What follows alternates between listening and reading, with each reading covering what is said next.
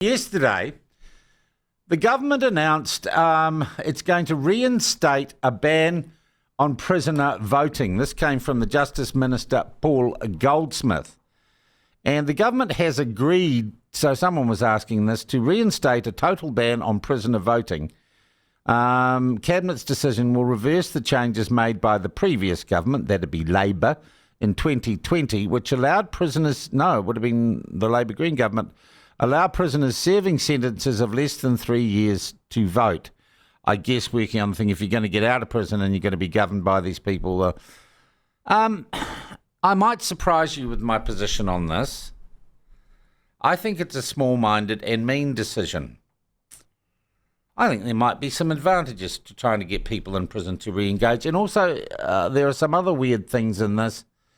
The ban, it's going to be for sentenced prisoners, so remand prisoners can still vote if you're awaiting trial on remand. And it will not apply to people doing home detention. Well, why not? And my other question is, how does it reduce crime? To talk about this, I found a guy who's actually voted in prison. He's part of the Christchurch branch of the Howard League for Penal Reform. His name is Cosmo Jeffrey. And Cosmo joins me on the line now. Good, well done on the technology, Cosmo. How are you? I'm pretty good, thank you. How are you? Great. Hey, Cosmo, tell us about when you voted in prison. Well, I was down in Invercargill and basically my sentence was longer than the statutory 3 years, but somehow they got it wrong and they allowed me to vote.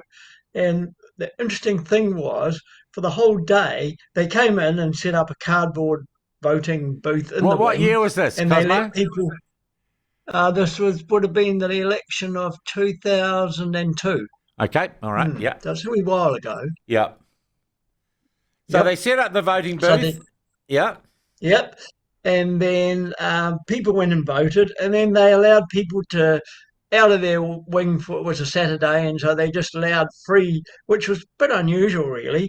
And then everybody gathered together. There were black power, white power, there were Christians, there were punks, and they all stood around, and we had this amazing political discussion.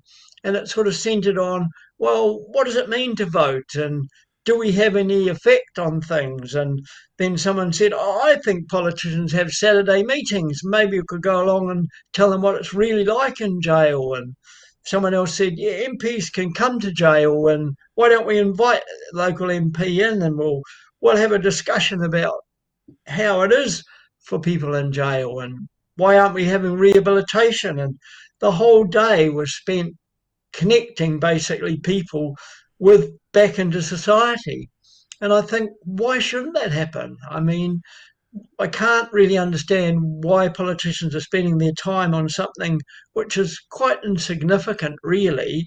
We're talking probably about 3,000 people at the most. Okay, so when you take out the remand prisoners, you take out the home detention prisoners, you take out the people serving under 3 years. We're only talking a couple of thousand votes, aren't we? We are. That's all we're talking about. And I can tell you now that there'll be some prisons where remand prisoners and sentenced prisoners are in the same wing. They just can't help it. And I can tell you that corrections won't have time to divide out the people who can vote with the people who can't vote. So that wing, they won't vote. They just say, oh, no, unfortunately, time and staff, we can't do that. So the whole thing's a cropper. Yeah, just not going to work. No, crock of, you know what. Cosmo, how long did you spend inside, Cosmo? I spent 2 years. Okay, 2 years. In that 2 years, did you ever meet a prisoner who said, I wouldn't have done my crime if I knew I was going to lose the right to vote? I mean, how much of a deterrent is it? Exactly. I never met a prisoner who said he wasn't going to commit a crime because he was going to go to jail.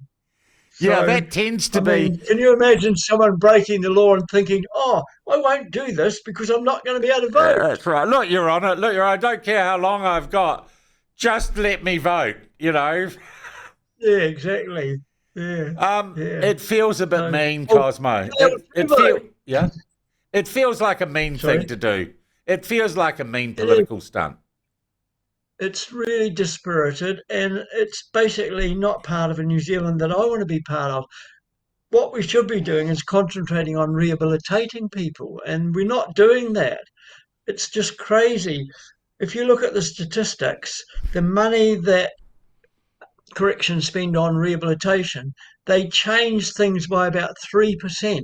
So they've done studies of controls of people who haven't had any rehabilitation and people who have, and they spend something like $387 million on what they call rehabilitation, and it makes less than 3% difference. Mm. So obviously, they've got the money, but they're not spending it in the right Yeah. areas. The government says this is a move to get tough on crime.